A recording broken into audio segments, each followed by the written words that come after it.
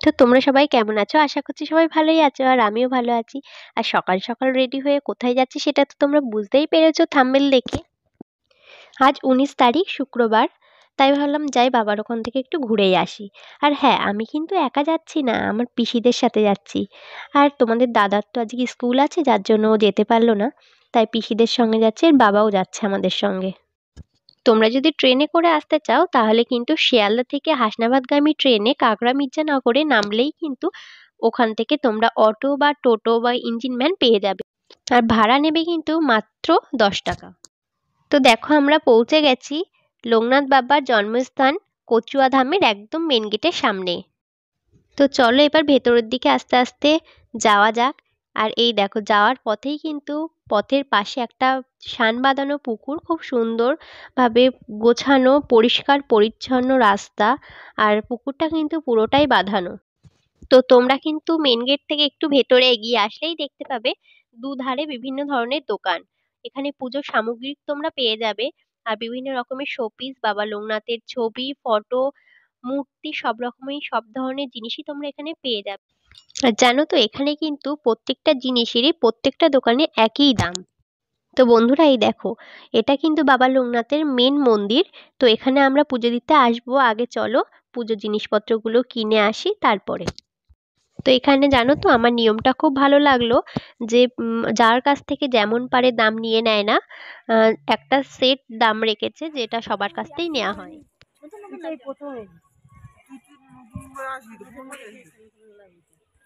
প্রথমবারই তো এলি।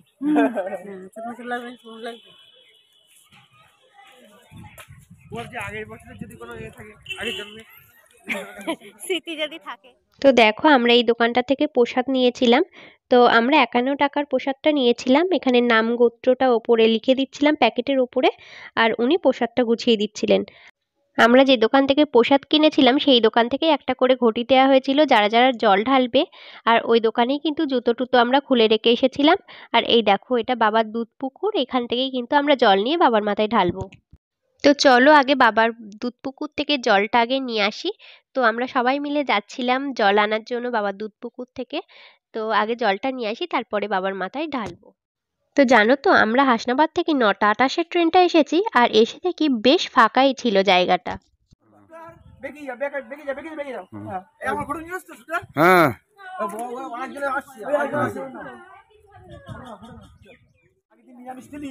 নিরামিষ খেয়েছে। হ্যাঁ সব থেকে ফুচু সব থেকে বেশি ছেলে খায়নি কিছু। না নিরামিষ তো খাইনি। জুতো পরে এসছে কেন? দেখি মোবাইল পড়ে যাবে কেন?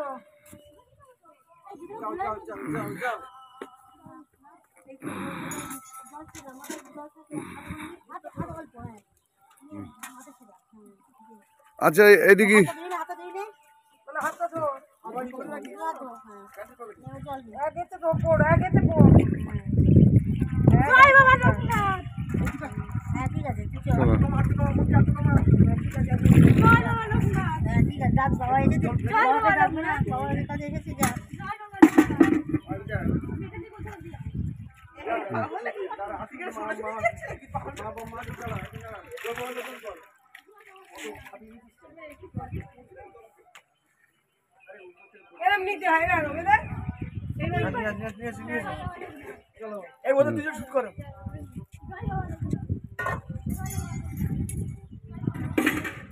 আমাদের দুধ পুকুর থেকে জল তোলা হয়ে গেছে, এবার কিন্তু আমরা বাবার মাথায় ঢালবো। তো বাবার মন্দিরে চলে এসেছি, পুরো তো বললাম মন্দিরটা ফাঁকাই ছিল, তো আমরাই দেখো ভেতরে ঢুকেছি জল ঢালার জন্য। আর আমরা খুব সুন্দরভাবে ধীরে সুস্থে জল ঢালতে পেরেছি। আর ফাঁকা টাইমে আসলে কি বলো তো নিজের মতন করে সুন্দরভাবে জল ঢালতে পারবে। তো তো আমরা একদম মর্নিং টাইমটা এসেছিলাম, তো যার জন্য কিন্তু আমরা নিজেদের মতন করে বাবাকে জল ঢেলে পুজো দিতে পেরেছিলাম সুন্দরভাবে, কিন্তু নিজেরাই ছিলাম ওখানে। আর আমি বলবো তোমরা যদি পুজো দিতে আসো তাহলে মর্নিং টাইমটা এসো, ফাঁকা পাবে। আর সত্যি বলতে কি বলো তো ভিড়ের মধ্যে ঠিকভাবে পুজো দেওয়া যায় না।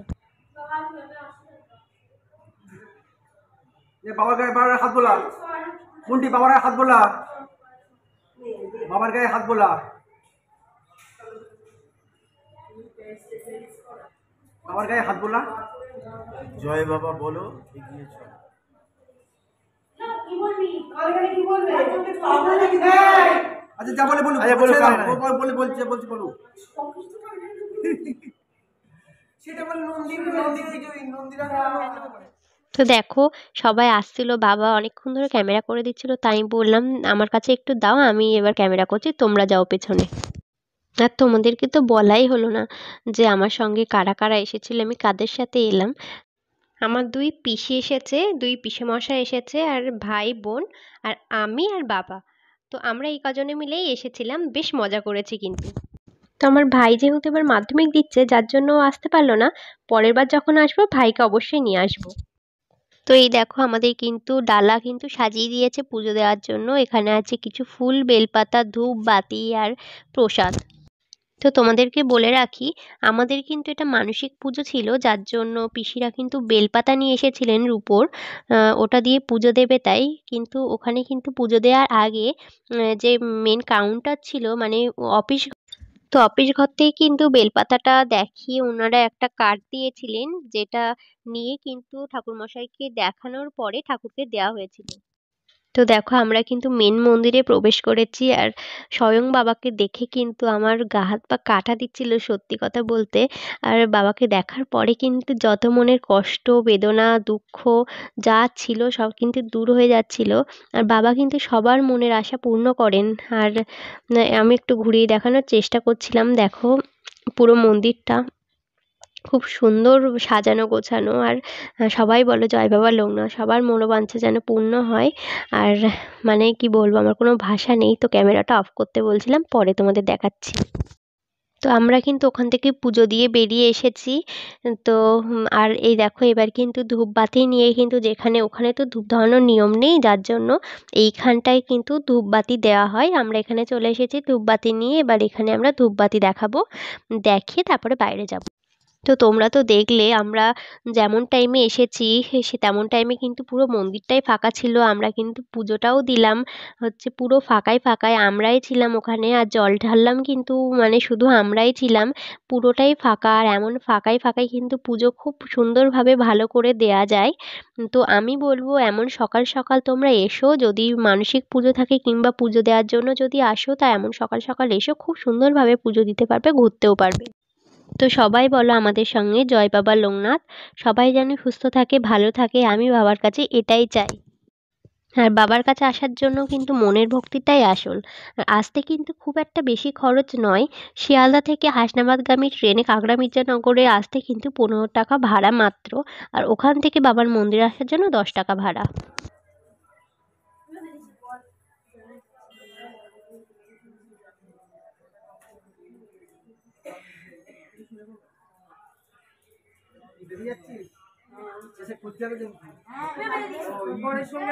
হ্যাঁ খুলতে যাবে, হ্যাঁ হ্যাঁ না এটাই না,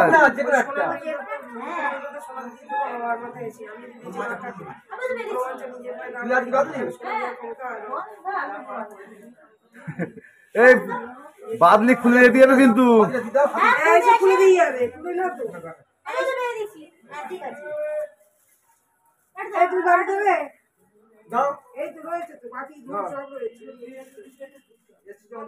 ছেলে ছেলে নিজের পায়ে দাঁড়িয়ে যদি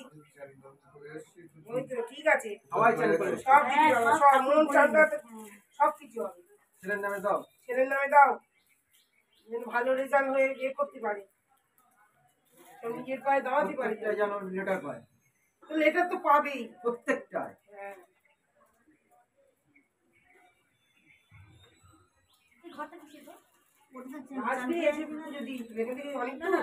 হ্যাঁ ছেলে মেয়েরা ছেলে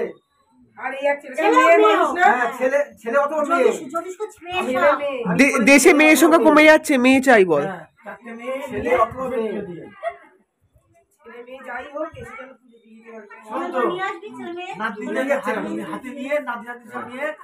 ছেলে মেয়ের নাতি নাতি নিয়ে তো আমাদের কিন্তু পুজো দেওয়া হয়ে গেছে, ধূপবাতি দেওয়া হয়ে গেছে। এবার কিন্তু আমরা তো সকালে না খেয়ে এসেছি, যার জন্য এখন একটু টিফিন করব বলে আমরা এসে বসলাম একটা গাছের তলায়। আর এটা কিন্তু বাবা লোকনাথের পুরনো মন্দির, তো তোমাদের একটু দেখানোর চেষ্টা করছিলাম। এটা বাবা লোকনাথের পুরনো মন্দির, আর এখানেই বসা হয়েছিল টিফিন খাওয়ার জন্য। তো টিফিনটাকে খেয়ে নিই, তারপরে কথা বলছি। সকালে টিফিনটা তো আমরা করলাম, এবার কিন্তু আমরা যাচ্ছি একটু সাইট সিনে। কিন্তু সাইট সিনে যাওয়ার আগে কিন্তু আমাদের অফিস ঘর থেকে দুপুরের লাঞ্চে মানে ভোগ প্রসাদের কিন্তু কুপনটা কাটা হয়ে গেছে। আর কুপন খরচা কত পড়লো? কুপন খরচা পড়লো মাত্র 60 টাকা। আর ভোগ প্রসাদ কিন্তু 12:30 থেকে শুরু হয় দেয়া। আর ভোগ প্রসাদে কী কী দেওয়া হয় সেটা তো অবশ্যই দেখাবো, সেটা ভোগ খাওয়ার সময় দেখাবো তোমাদের। তার আগে কিন্তু বাবার আরতিটা ভক্তি ভরে দেখে নাও।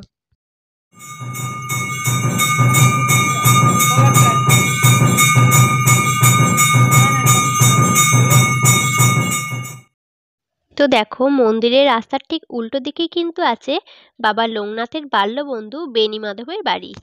তো আমরা এখন যাচ্ছি বেণী মাধবের বাড়ি, যিনি লোকনাথ বাবার সঙ্গে সাধনায় গেছিলেন। তো ওনার বাড়ি লোকনাথ বাবার বাড়িটি মন্দিরের ঠিক উল্টো দিকে। তো সেই উল্টো দিক থেকেই তো দেখালাম ঢোকার পথটা। তো এবার আমরা হেঁটে ওনার বাড়ির দিকে এগাচ্ছি। তো বাড়িটা আমরা গিয়ে দেখ। তো বেণী মাধবের বাড়ির পথটা কিন্তু সরু, আর সরু রাস্তাটা, আর সাইডে কিন্তু একটা বড় পুকুর আছে। আর বাড়িগুলো কিন্তু মনে হচ্ছে নতুনই হয়েছে। আর এখন ভাবলেই গায়ে কাঁটা দেয় যে এই জায়গাটাই কিন্তু বাবা লোকনাথের সঙ্গে বেণী মাধব খেলা করতেন। আর এই জায়গায় কিন্তু আসা যাওয়া ছিল, এগুলো কিন্তু ভাবলেই কেমন যেন একটা গায়ে কাঁটা দিয়ে ওঠে, তাই না? তো আমি চারিপাশটা দেখছিলাম, নতুন নতুন বাড়ি হয়েছে, আগে তো এসব কিছুই ছিল না, এগুলো তো নতুন হয়েছে। শুধু বেণী মাধবের বাড়িটাই এখানে রয়ে গেছে পুরাতন। তো দেখো, এখানে কিন্তু লেখা আছে শ্রী শ্রী বেণী মাধব বন্দ্যোপাধ্যায়ের জন্মভিটে। আর দেখো বন্ধুরা, আমি উঠছি সিঁড়ি দিয়ে, আর তোমরা জাস্ট ভাবো যে যে সিঁড়ি দিয়ে আমি উঠছি সেই সিঁড়ি দিয়েই কিন্তু একদিন বেণী মাধব আর লোকনাথ বাবাও কিন্তু উঠেছিলেন। তো এই বাড়িতেই কিন্তু সেই বাড়ি যেখানে বেণী মাধব থাকতেন, লোকনাথ বাবার আসা যাওয়া ছিল। তো ভাবলেই কিন্তু গায়ে কাঁটা দেয়, তাই না? আর আমি একটু দেখছিলাম জাস্ট ধরে, গেটটা বন্ধ ছিল আর আমি তাকিয়ে দেখার চেষ্টা করছিলাম। বাড়িটা কিন্তু দেখে বোঝাই যাচ্ছে খুব সুন্দর পরিষ্কার পরিচ্ছন্ন করে রেখেছে এখনো পর্যন্ত। রিপেয়ারিংও মনে হচ্ছে করা হয়, আর প্রতিনিয়ত কিন্তু বাড়িটাতে গোবর দেওয়া হয়, যেহেতু মাটির দেয়াল, এখনো পর্যন্ত কিন্তু মাটিরই দেয়াল আছে ওখানে। আর তোমরা দেখলে একটু বুঝতেই পারবে যে এখনো পর্যন্ত গোবর দেওয়া হয় দেয়ালগুলোতে। তো এই দেখো, আমি একটু কাছ থেকে দেখানোর চেষ্টা করছি তোমাদের। আর ভেতরে কিন্তু বাবা লোকনাথ বাবার একটা ছবি আছে, আর বেণী মাধবেরও কিন্তু ছবি আছে। তো এখানে কিন্তু প্রতিনিয়ত পুজো দেওয়া হয়। তো এত বছর পরে কিন্তু এত সুন্দর বাড়িটা সাজানো গোছানো আছে, সেটা দেখে কিন্তু সত্যিই ভালো লাগে, তাই না? আর পাশে কিন্তু আর একটাও মানে ঘর আছে, সেখানে দেখো একটা মাদুর টাইপের পাতা ছিল। হ্যাঁ, কালীতলা। তোমার বাড়ি কোথায়? কচুয়া।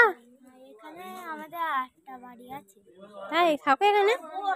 এখানে বিকেলবেলা করে আসি, আর ওই ওয়াইফাই লাগানো আছে, আমার মাটা ফোন নিয়ে দেখি। তাই? আর ওই বাড়ি টাড়িগুলো কার? ওই বাড়িগুলো হ্যাঁ, রিমি রিমি রিমিকে? একটা মেয়ের ঘর। এই দীপ্তকে বলছে হ্যাঁ দাদু বেণী মাধব। হ্যাঁ হ্যাঁ তাই জোরে বল। হ্যাঁ, বড় উঠছে, তুই বল। ভিডিও করতে উঠে যাচ্ছে। বল জোরে বল। হ্যাঁ, তুই জানিস ঠিক আছে, তুই মানে চিকুজি জানিস, ঘটনা জানিস? তোর বাড়ি কোথায়? আমার বাড়ি কচুয়া। এখানেও বাড়ি আছে ওর। ওই তো সেই দূষণ কাছে। এই নৌকো তুই এখানে ঘটনা জানিস? ঘটনা বেশি জানি না একটু। তা একটু তুই বল, বল, একটু বড় ধরনের লোকে বলো বলো। বুঝু এখানে বল, আমি চিন্তা করছি। ওই বিকেলবেলা করে আসে আর পুজো করে। পুজো দিয়ে যায় ওর ছেলেরা নাতিরা, তাই তো? নাতিদের বাড়ি ছেলে কোথায়? ছেলে ছেলে আছে? ছেলে আছে এখনো? তিনটে। তিনটে ছেলে? তিনটে ছেলের বাড়ি কোথায়? ওই তো ওখানে থাকে নকনাকে। নকনাক। লোকনাথ? লোকনাথের ওখানে?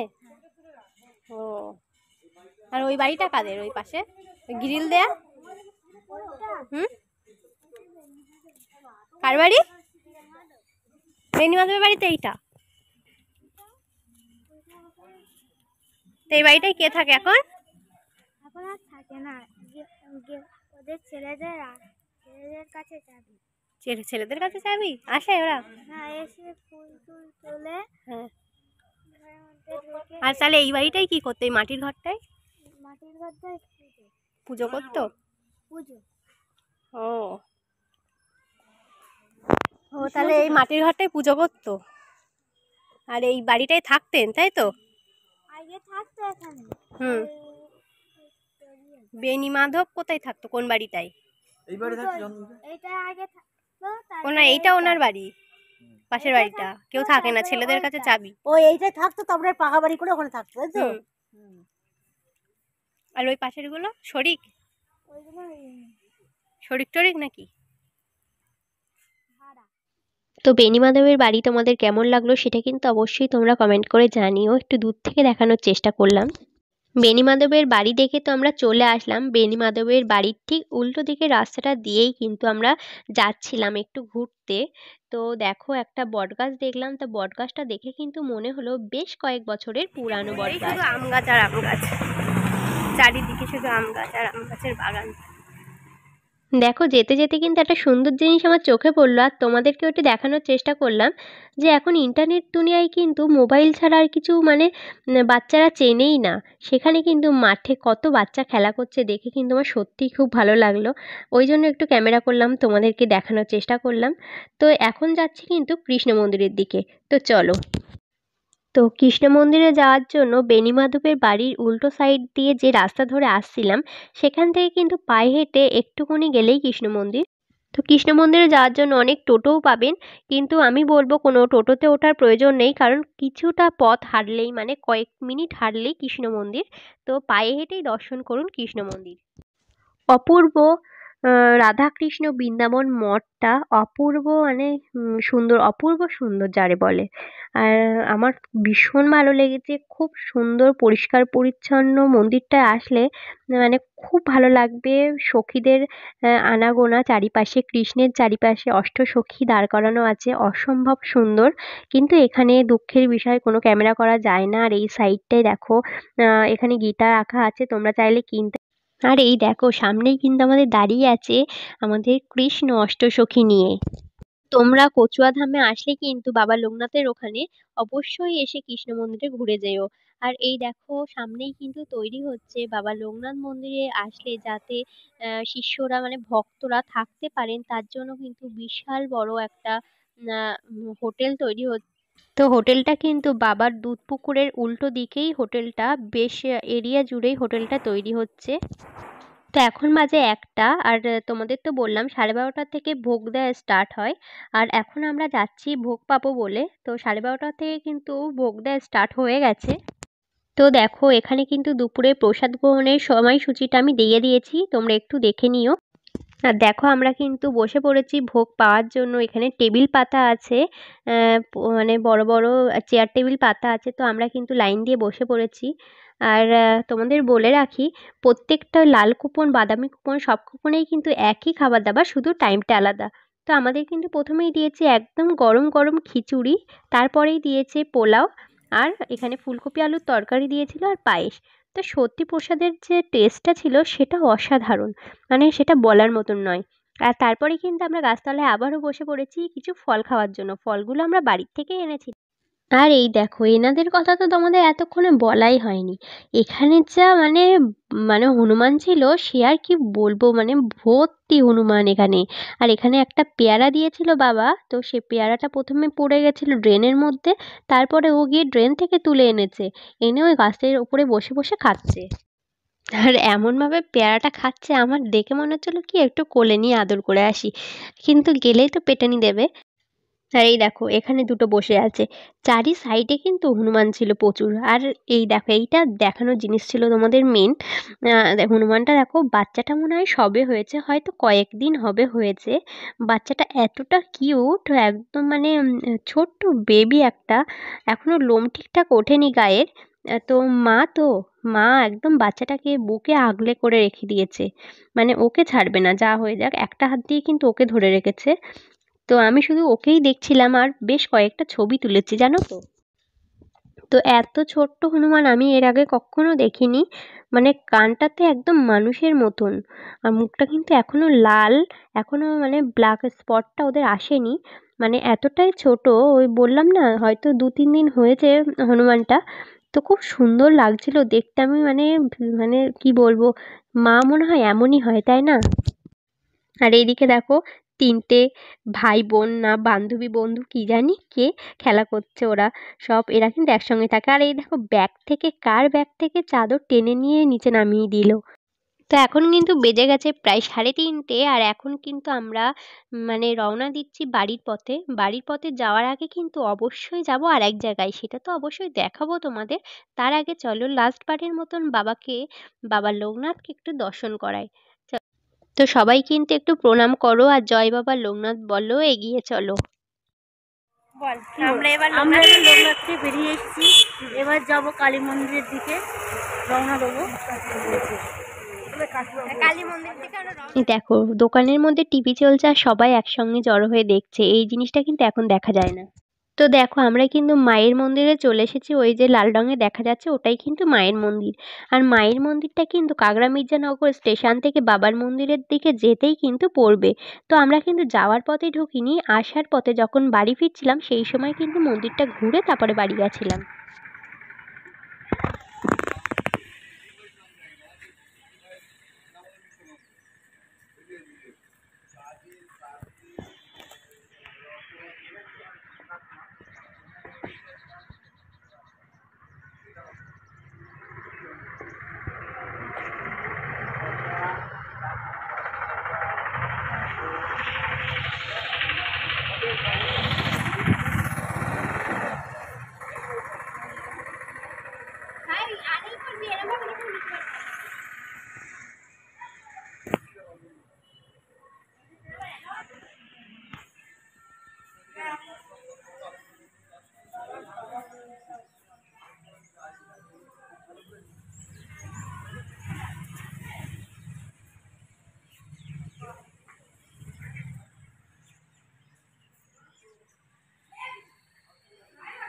প্রথমেই আছে শিব শম্ভু তারকনাথের মন্দির, দেখা হচ্ছে তারকনাথের মন্দিরটা।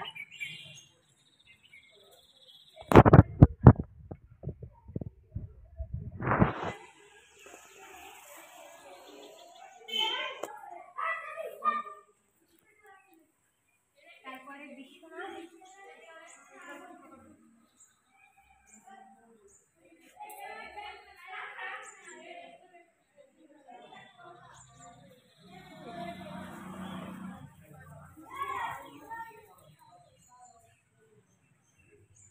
তারপরে বানেশ্বর।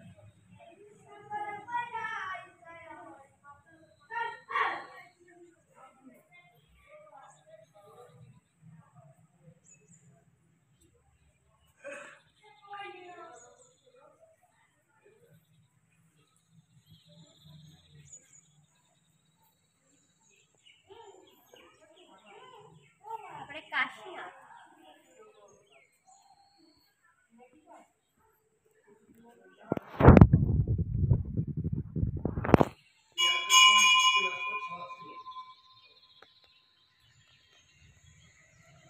তারপরে ভগবান।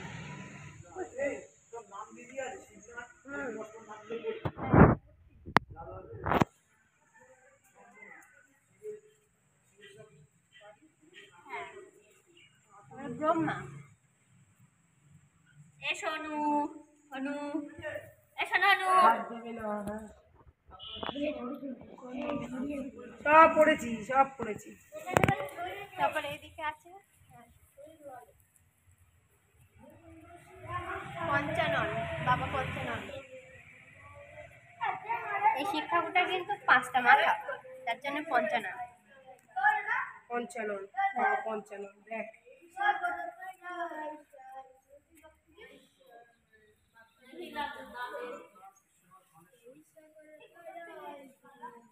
তারপর আছে শিবনাথ।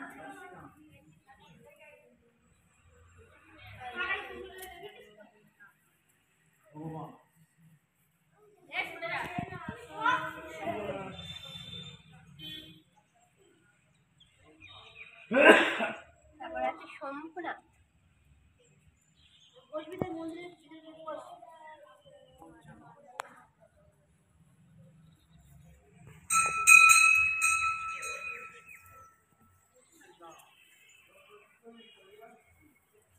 তারপরে আছে কাকেশ্বর। অপরাজিতা গাছ। এখানে কিন্তু চারিধারে প্রচুর গাছ আছে, সুন্দর সুন্দর ফুল গাছ, তুলসী গাছ, আগ গাছও দেখতে পাচ্ছি এখানে। অপরাজিতা গাছ।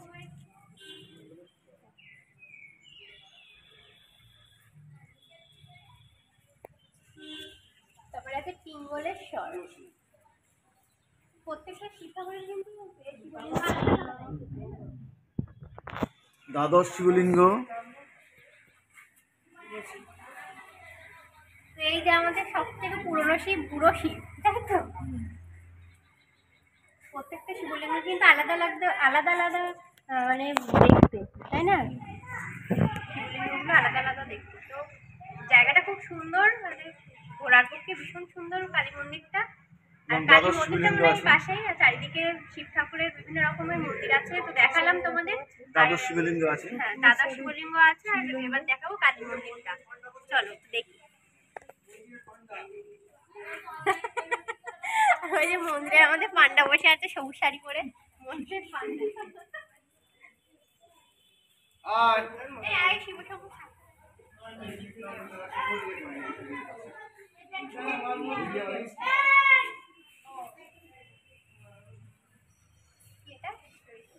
শিব ঠাকুরের ষাঁড়, তাই তো? নন্দী, নন্দী। শিব ঠাকুরের নন্দী, শিব ঠাকুরের সেবক বল। শিব ঠাকুরের সেবক। হ্যাঁ, নন্দী। এনার কানে কানে যা বলা হয় তিনি, এনার কানে কানে যা বলা হয় ইনি তাই মনোবাঞ্ছা পূর্ণ করেন। তো বা ডাইরেক্ট এন্ট্রি করে শিবের কানে। হ্যাঁ, আমরা এনাকে বলি আর ইনি বাবার কানে সেটা পৌঁছে দেয়। তো এনাকে আমাদের মনের কথা জানাবো, জানিয়ে যা আমাদের মনোবাঞ্ছা আছে সেগুলো বলবো, বলে এবার কালী মন্দির থেকে প্রবেশ করবো। তো চলো চলো।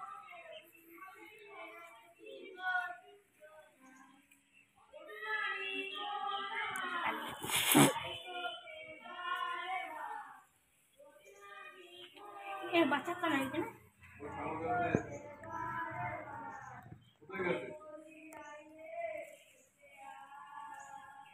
আর এখানে এসে আমরা বিভিন্ন, দেখো কত বড় বড় গায়কের সঙ্গে আমাদের পরিচয় হয়েছে। তাই গায়কগুলো ভীষণ সুন্দর সুন্দর গান করছিল। তো তোমাদের নাম কি একটু বলে দাও? আমার নাম পিট্টু মণ্ডল।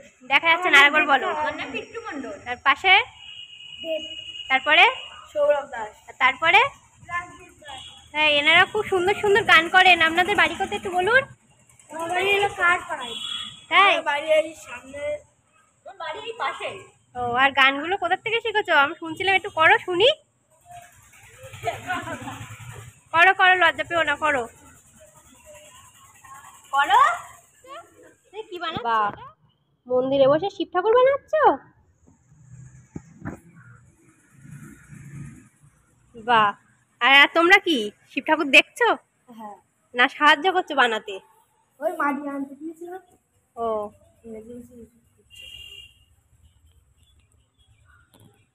এই শিব ঠাকুরটা কোথায় থাকবে? বাড়িতে নিয়ে যাবো। বাড়িতে নিয়ে যাবা? এটা চলো তাহলে চলে যাচ্ছি। সবাই টাটা করো। টাটা। তো বন্ধুরা, এবার বলো দ্বাদশ শিবলিঙ্গের সঙ্গে মা কালীর মন্দিরটা তোমাদের কেমন লাগলো? অবশ্যই কিন্তু কমেন্ট করে জানিও। আর আমার তো সত্যি খুব ভালো লেগেছে। আর মন্দিরটা কিন্তু দক্ষিণেশ্বরের মন্দিরের আদলে তৈরি ছিল। তো ওখানে কিছুটা সময় কাটিয়ে এবার স্টেশনের দিকে রওনা হলাম। আর দু সাইডে দেখো সর্ষে ক্ষেত। তো আমরা কিন্তু ট্রেনে উঠে গেছি, আর পিসিরা কিন্তু ভ্যাবলা স্টেশনে নেমে গেছে, আর আমরা নামবো হাসনাবাদ স্টেশনে। লোকনাথ বাবার জন্মস্থান, কচুয়া ধাম সহ বৃন্দাবন ধাম, বেণী মাধবের বাড়ি আর কালী মন্দির তোমাদের কেমন লাগলো সেটা কিন্তু অবশ্যই কমেন্ট করে জানিও। তো এখন বাজে 5:30, এইমাত্র আমি বাড়িতে আসলাম। আর এখনো কিন্তু ড্রেসপত্র আমার ছাড়া হয়নি। আর আজকের ভিডিওটা এই পর্যন্ত। আর পুরো দিনের ভিডিওটা কেমন লাগলো সেটা কিন্তু অবশ্যই কমেন্ট করে জানিও। আর ভালো লাগলে একটা লাইক কমেন্ট শেয়ার করে দিও। তো সবাই ভালো থেকো, সুস্থ থেকো, সাবধানে থেকো, টাটা।